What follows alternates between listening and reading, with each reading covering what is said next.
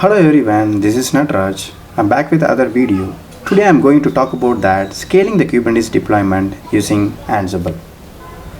In generally, the replica set is a resource in the Kubernetes. It ensures that the specific number of the application pod are running as a part of the deployment. In this mechanism, it helps to scaling the application is horizontally. In my case, using the K8 Ansible model to scale up that or scale down the application pod. In this playbook, under the task section, I used the K8 underscore scale model. It is part of the Kubernetes core model itself.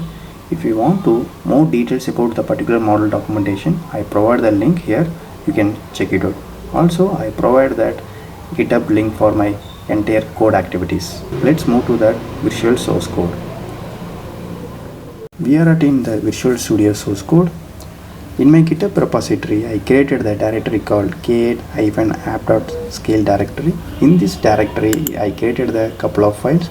The app.yml.yml file will be referred with the Kubernetes object, and the other one, the k8-app.scale, will be referred with the Ansible source code. So we'll be see on the Ansible source code first. Later, we are moving to the deployment.yml file. In this Ansible file, the line number 2, I am mentioning the name of the activity of the task. Line number 3, the host I am using with the localhost. The entire operation I am executing in my localhost. Gathering facts I am mentioning as the false because the localhost does not require the gathering facts true. If you are using the remote host, the gathering facts should be required that true. Under the variable section, I created the two variable. Kubeconfig file will be referred with that my EKS clusters. The name of that namespace I defining with that app-ns. Under the task section, I used the K8 model. It is part of that Kubernetes core model. In the line number 11, the kubeconfig file will be referred with my variable. So when you are executing this Ansible, so it be required that authentication permission. So I'm getting the authentication from the config file itself. If you does not provide this file, definitely this entire operation is going to fail. Actually, you must provide the path of that file where you are kept actually. The line number 12, I am mentioning that my Kubernetes object version API name.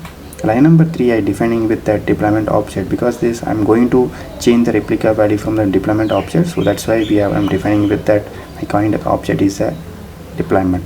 Line number 14, I am mentioning by my deployment object name here. Usually this deployment object I am created under that particular namespace. So I am referred with my variable name here.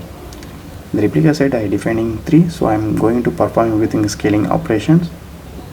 Waiting underscore time I am defining with the 30 here. So we will be moved to that app deployment.yml file here. So first initially I am creating the namespace. The namespace app name called app-ns.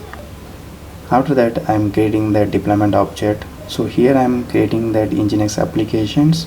Also I am allocating the port to the container 3000. So we are moving to the terminal to executing that our Ansible. We are in the terminal. Before executing the Ansible playbook, you have to ensure about whether you are able to interact with the EKS cluster or not. In this case, I am going to executing with the kubectl node command. So kubectl get node. So I can able to get that node informations. Also already I clone my repository in the directory. So right now I'm in that my clone directory only. Here we are seeing the couple of files earlier on the same file. So first I'm going to executing with my app deployment directory. It will be going to create with the namespace as well as that deployment object. kubectl create -deploy.yml file. Yeah, you can see the thing first will be created the namespace, then it will be created the deployment object.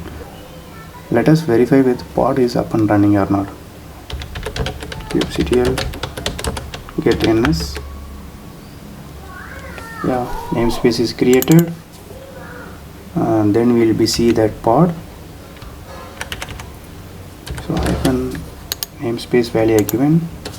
Then I can provide with the get and the node name. Yeah, right now is one pod is up and running because we are defining the replica value is 1. So we are going to executing the Ansible playbook. So basically we are changing the replica value from 1 to 3. So Ansible main playbook and the name of that playbook name. This time enter it here. Yeah, it automatically fetching my authentication from that config file. Yeah, successfully executing the Ansible playbook. You can see the changes here. One, again we are executing the pod command. Yeah, let's see here. So we are successfully replicated the changes from 1 to 3, so that only 3 pod is up and running here. I hope it will be useful to everyone. If you have any doubt, ping me in the comments. Thanks for watching. Bye.